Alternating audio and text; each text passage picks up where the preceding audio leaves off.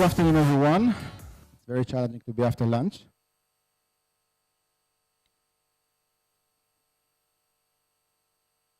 Okay, so we discussed today how to save the Titanic.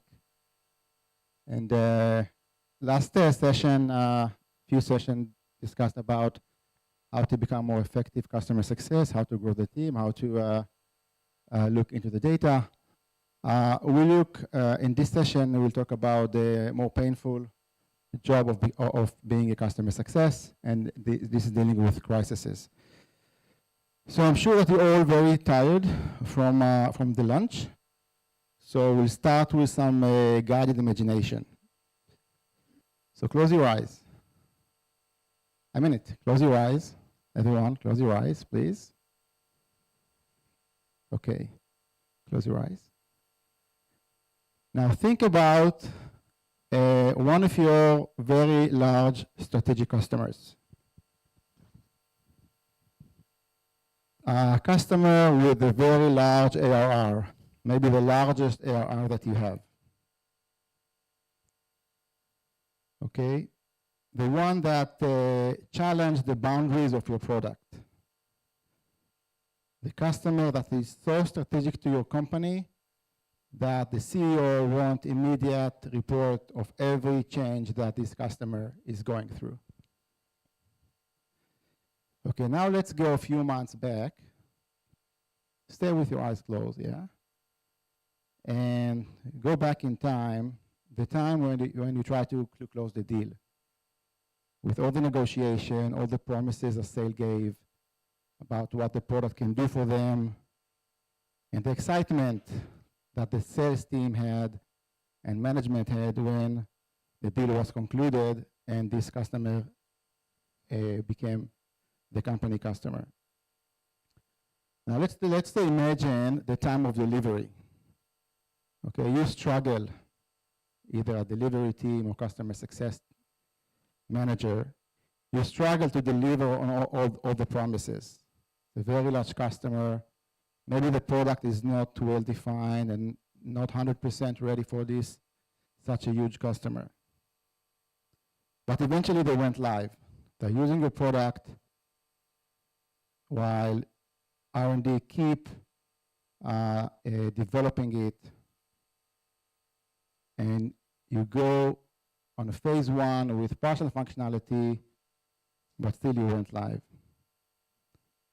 So the customer is now using the product, but they're not so happy. The missing functionality is still missing, and it's very crucial for them. Now you get the call from the customer. They're not happy. They want to cancel the contract. They're not going to renew. Now open your eyes.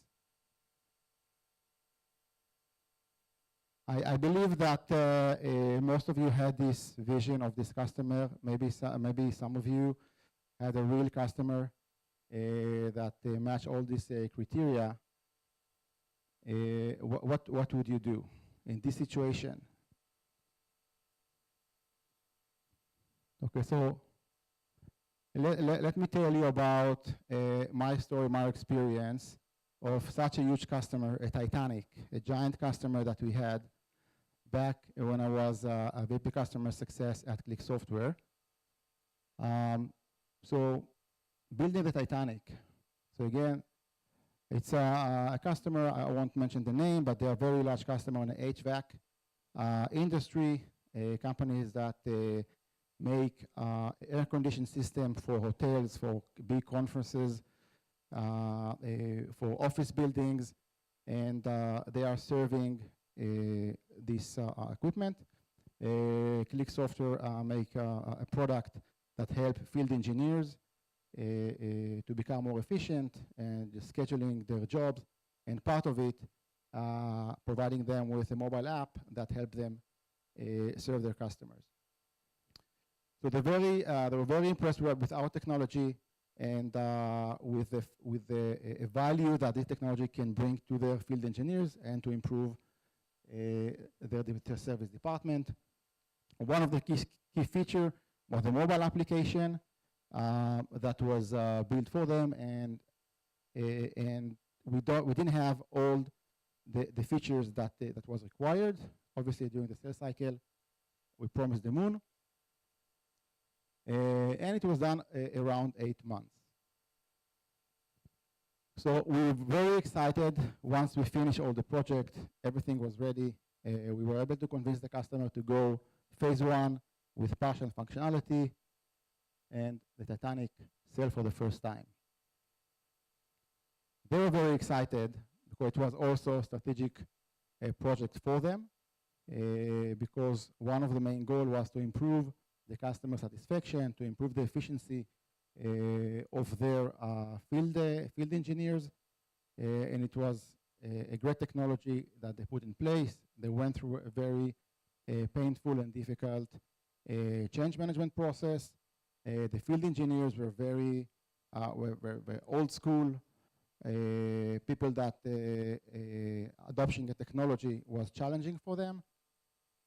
So it was very, the excitement was on their side as well. And obviously expectations were very, very high.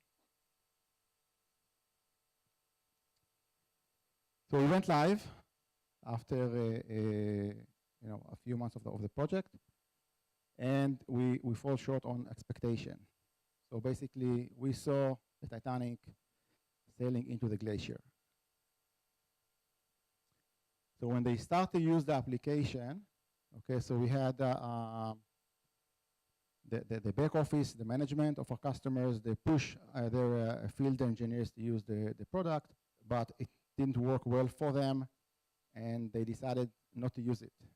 So it was, we had a lot of discussions with our sponsor, our champion, how to push the field engineers to use the product, but they just refused because it was too difficult for them, not intuitive, and it was missing features and functionality that was very important to them. So we had a lot of discussion back and forth with our sponsor. We tried to do some changes, but it was small changes without any kind of a very long-term sight, and it didn't help. So they were very, very frustrated, and they didn't see the value because of lack of usage, and they decided to stop the rollout and start discussions about stopping the project, canceling the contract, and lots of financial implication to our customer. So we saw the glacier coming, and at that time, we decided we are going to save our Titanic. So what have we done? So first thing is keep calm. Okay, don't get to panic. You know, it was a multi-million-dollar. I think it was the largest customer we had. It's a time where we started to launch our SaaS platform. It was a new platform. We wanted to have customers, large customers, to be a reference for our platform, and it wasn't kind of very high on the management level attention. So first of all, we had a crisis is part of doing business, and I'm sure you all know that it helps to strengthen the relationship with the customers. So we had a crisis management protocol. It was, this case helped us to make it more robust. But first of all, we declare a formal crisis, and we follow the customer, meaning we put this high in the attention of our management team.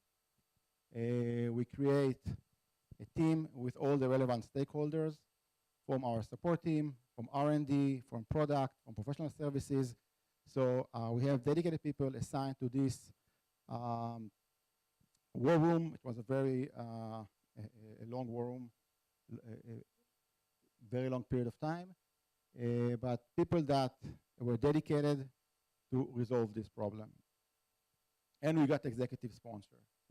Okay, so our CEO was actually kind of managing this project, was the owner of this, and it served two things. One, internally, to let everyone in the company knows that this is very important because it's on the COO desk, and he is involved personally in that.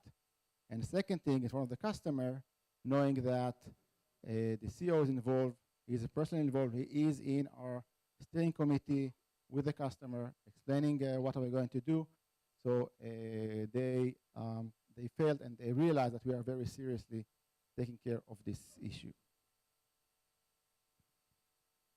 So the second thing, once we got together, we understand what the issue is, we kind of start to have some internal plans. We met with the customer and we understand what they need.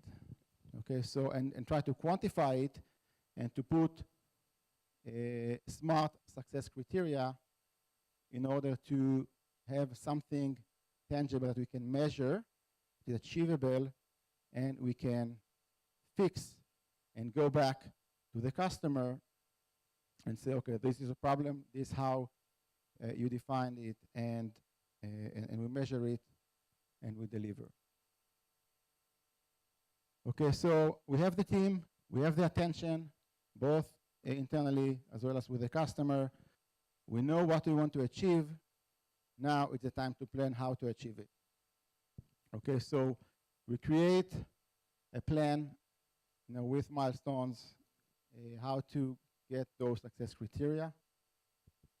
We present it to the customer to get their buy-in, to make sure that they are aligned with where we want to go, how we want to do it.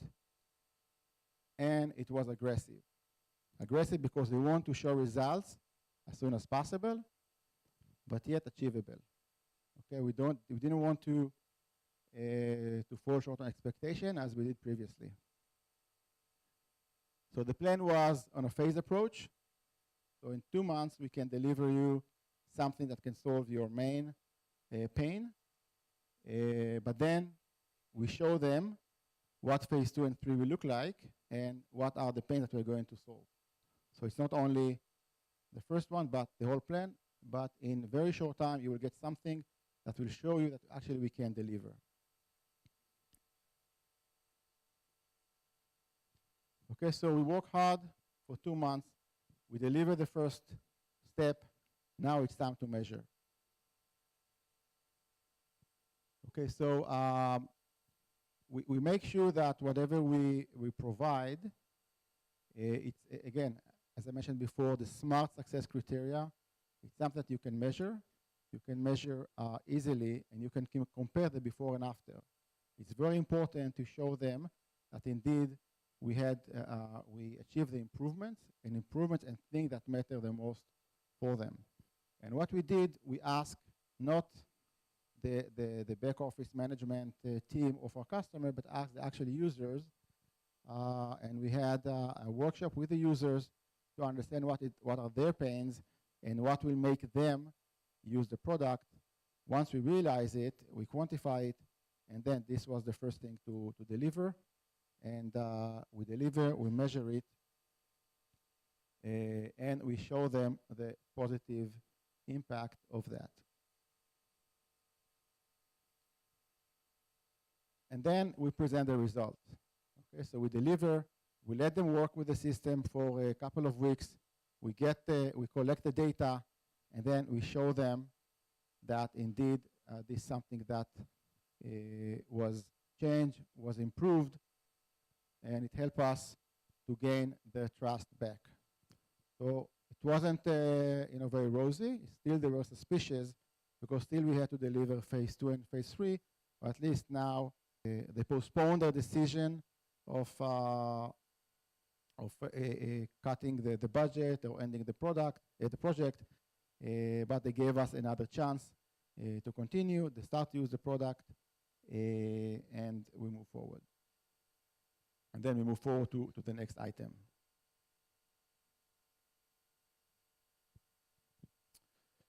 So to conclude, we set out Titanic. The customer continued the rollout after we complete to implement all the phases. They renew the contract, and it's a good story.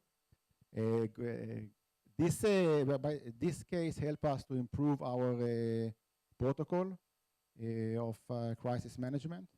It helped us to fine-tune exactly what we need to do in each and every step, and it helped us with other crises. Obviously, it wasn't the last one.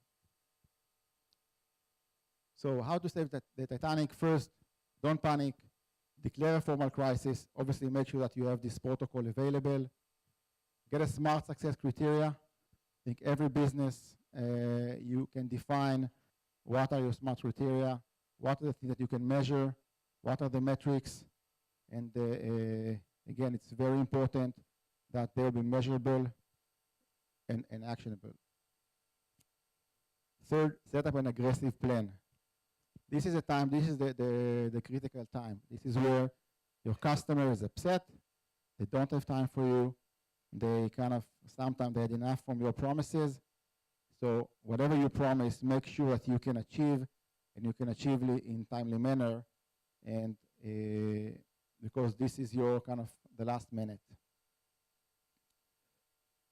Fourth, obviously deliver on your promises. This is the time where you gain the trust. And this is very, very important point, because every person that implements software, especially if it's enterprise software, it's not a rosy road, it's not easy. Lots of points that we can fail. It involves lots of people, change management in the company, integration between systems. So it's very tough to make it work right on the first time, and there will always be lows and highs. And when you are in a low point with your customer, especially if it's a crisis mode and we involve management and their management, at the end of the day, once you are able to resolve it, it strengthens the relationship, and then you can take it to the next level. And obviously, you can upsell. They can be your advocate. And I'm not recommending you to get into a crisis with every customer, but once you have it, make sure that you get the best out of it. And the last one, once you deliver, present it, and again, make sure that you present the metrics and exactly what was improved. It's very important to measure, otherwise you have no point. Okay, so again, if I relate to the previous presentation about the data-driven, it's very important that you have the data before and after you make the change in order to prove your case to the customer. Thank you.